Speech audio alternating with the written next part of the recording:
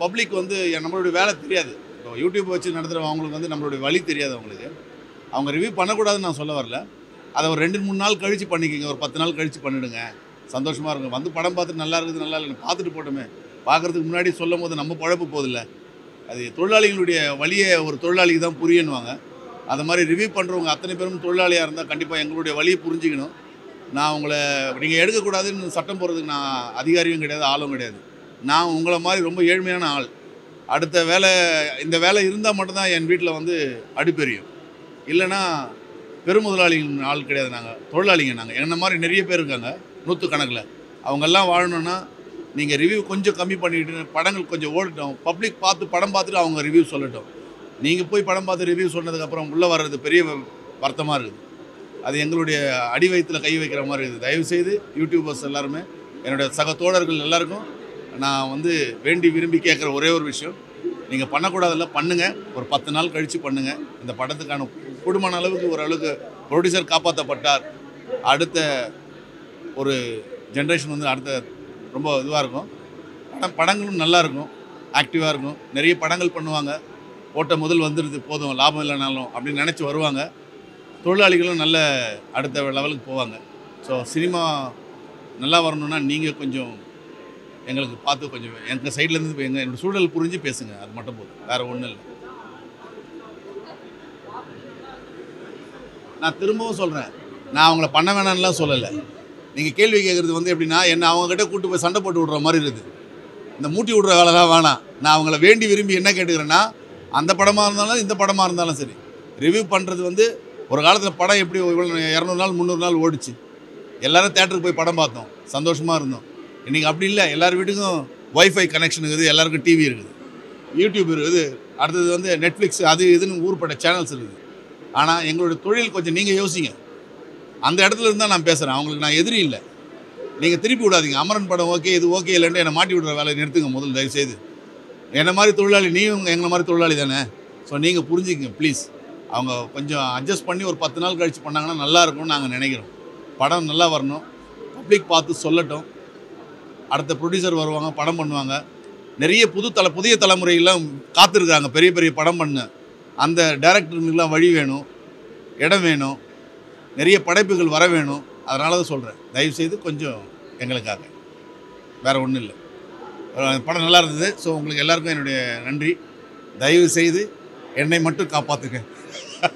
Thank you sir, thank you sir. So மாயன்கள் வந்து பார்த்திங்கன்னா அந்த காலத்தில் யாரும் கிடையாது, நம்ம முன்னோர்கள் தான். நிறைய புள்ளி டேட்டாஸ் வச்சுருப்பாங்க. மாற்ற முடியாதது, மறைக்க முடியாத, மறைக்கப்பட்ட பல விஷயங்கள் இருந்தாலும் அதை வந்து இந்த மாயன் கேலண்டரை வச்சு யாருமே இது வரைக்கும் அதை பெருசாக பண்ணலை. நல்ல பிரம்மாண்டம், நல்லா நடிச்சிருக்காங்க. புது முகங்களாக இருந்தாலும் நிறைய பழைய முகங்கள், பிரம்மாண்ட முகங்கள்லாம் நிறையா இருக்குது. ஆனால் வந்து பார்த்திங்கனாக்கா இதில் சின்ன விஷயத்தை அப்படி அழகாக பெருசாக்கி அது அவ்வளோ விஷயமாக சொல்லியிருக்காங்க. என்ன சொல்லியிருக்காங்கனாக்கா வந்து கெட்டது நினச்சா அது கெட்டது தான் முடியும். மனுஷனால் வந்து பார்த்திங்கனாக்கா நிறைய விஷயங்களை வந்து மாற்றிக்க முடியும். ஆனால் அது இன்னும் அவ்வளோ ப்ரொலாங் ஆகி போயிட்டுருக்கு அப்படின்னு சொல்கிறாங்க. யுகமாய் மகமகமாய் செய்யக்கூடிய விஷயங்களை வந்து அவ்வளோ அழகாக நடித்தவங்க அத்தனை பேர் சூப்பராக நடிச்சிருக்காங்க. மாயன் அப்படிங்கிறது வந்து சாதாரண விஷயம் கிடையாது. நம்ம முன்னோர்கள் அவருக்கு எழுதி வச்ச குறைத்து வச்சுருந்த அந்த கேலண்டர் இருக்குது பார்த்திங்களா, அதில் அதி அற்புதம். அது அவ்வளோ அழகாக காமிச்சிருக்காங்க. அதேமாதிரி ப்ரொனன்சியேஷன், அதில் கொடுக்கக்கூடிய சில விஷயங்கள், நடித்தவங்க, அதுக்கு அந்த கான்செப்ட் எல்லாமே சூப்பர். டேரக்டரை வந்து அவ்வளோ அழகாக பண்ணியிருக்காங்க, நடித்தவங்க நல்லா பண்ணியிருக்காங்க. ஸோ இதில் என்னென்னா கெட்டது பண்ணால் அது வந்து கடைசியில் வந்து பார்த்திங்கன்னா அது அழியும் அப்படிங்கிற சொல்லியிருக்காங்க. ஸோ வணக்கம், என் பேர் மைத்ரேயா. ஸோ இன்றைக்கி மாயனுடைய ப்ரிவியூ வந்திருக்கோம். என் பையன் மைத்ரேயா பேசு. All the best. சரி, okay.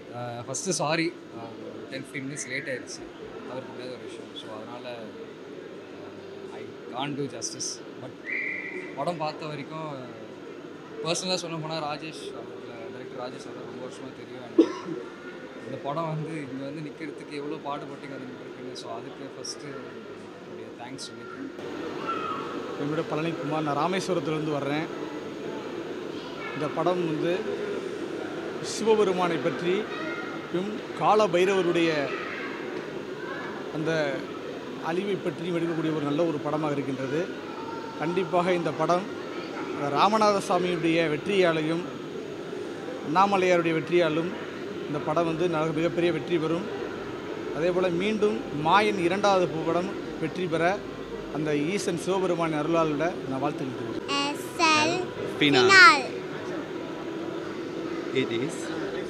This is the beginning. Beginning. Mayan Princess. Thank you. And மாயனோட கதாநாயகன் மாயன் 5 வருஷம் உழைப்பு என் பேர் ஒரு எஃபர்ட் போட்டிருக்கோம் அந்த படத்தில். இன்றைக்கி பல வருஷம் படத்தை வந்து பண்ணியிருக்கோம், காமிச்சிருக்காங்க. ஸோ ஆடியன்ஸாக படத்தை பார்த்தேன். ரெஸ்பான்ஸ் பயங்கரமாக இருந்துச்சு. ஐ டென்ட் எக்ஸ்பெக்ட் திஸ். இந்த மாதிரி ரெஸ்பான்ஸ் கிடைக்க நான் உண்மையாக பிளெஸிங். ஏன்னா இது வந்து என்னோடய ஃபர்ஸ்ட் கோரிக் ஃபில்ம். இந்த மாதிரி படம் நான் செஞ்சது இல்லை. அண்ட் நான் இது ஒரு பிரசாதம் நான் நினைப்பேன். அண்ட் இந்த படம் வந்து ஒரு டிஃப்ரெண்ட் ஜான்ர படம். இதை வந்து நீங்கள் ஸ்பெசிஃபிக்காக எந்த ஜானை நீங்கள் சொல்ல முடியாது. ஏன்னா இது மித்தாலஜி இருக்குது, ஃபேண்டசிக்கு எல்லாமே இருக்குது. அண்ட் திஸ் இஸ் இது 5 வருஷம் உழைப்பு.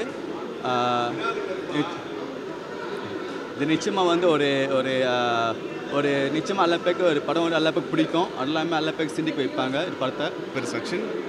நீங்கள் வந்து என்ன சென்னையில் ஒரு நாள் காத்திருப்போர் பட்டியல் டீமன் அப்புறம் பிகினிங் இந்த மாதிரி படத்தில் பார்த்துருப்பீங்க. இன்றைக்கி மாயன் ப்ரீமியர் ஷோக்காக வந்திருக்க ஒரு ரொம்ப வித்தியாசமான ஒரு முயற்சி. ரொம்ப நல்லா இருந்துச்சு படம். ஒரு என்ன சொல்கிறது, இந்த மாதிரி படங்கள் வந்து ரீசெண்ட் டைம்ஸில் தமிழ்லேயும் சரி மதர் லாங்குவேஜும் சரி வந்ததில்லை. ஸோ கண்டிப்பாக இந்த படம் வந்து மிஸ் பண்ணாமல் தேர்ந்து வந்து பாருங்கள். கண்டிப்பாக ஒரு என்ன சொல்கிறது, ஒரு ஹோல்சம் எக்ஸ்பீரியன்ஸ் பண்ணுறோம். இயக்குனர் ராஜேஷ் கண்ணன் படத்தை மக்களோட உட்காந்து பார்க்குற போதும் எக்ஸைட்மெண்ட். இன்றைக்கி ரிலீஸ் ஷோ, இன்றைக்கி செலிப்ரிட்டி ஷோ ப்ளஸ் மக்களோட பப்ளிக்கோட உட்காந்து படம் பார்த்தேன். ஒரு அது வேறு லெவல் எக்ஸ்பீரியன்ஸ். ஏன்னா ஒரு 5 வருஷம் உழைப்பு மக்களை முன்னாடி கொண்டு வந்து அதை டிஸ்பிளே பண்ணுறோம். அதை பண்ணும்போது அவங்க எப்படி என்ஜாய் பண்ணுறாங்க, அவங்க எப்படி படத்தை வந்து ரொம்ப ரசித்து பார்க்குறாங்க, ரொம்ப டீப்பாக போய் பார்க்குறாங்க. இது வந்து நம்மளோட இந்த ஒரு சின்ன எக்ஸைட்மெண்ட்டுக்காக தான் நம்ம இவ்வளோ உழைப்பு போடுறது.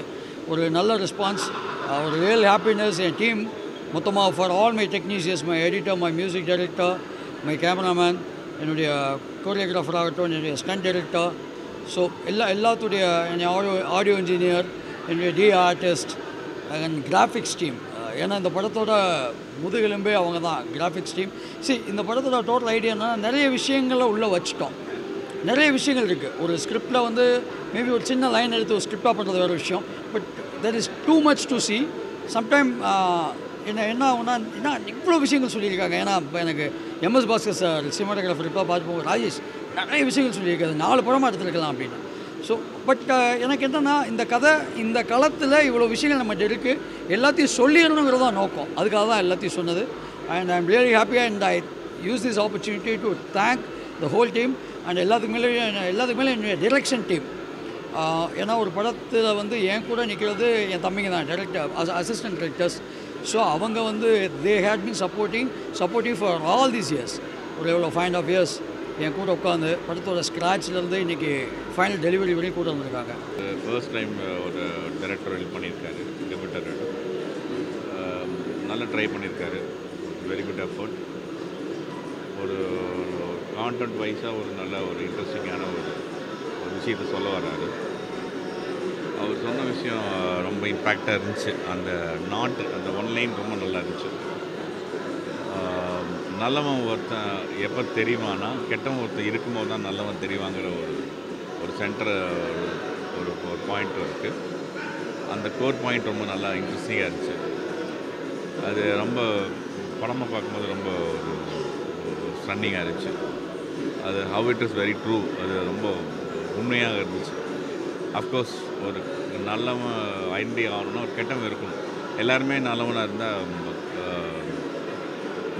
நல்லவனே தெரிய மாட்டான். அந்த விஷயம் ரொம்ப நல்லா இருந்துச்சு.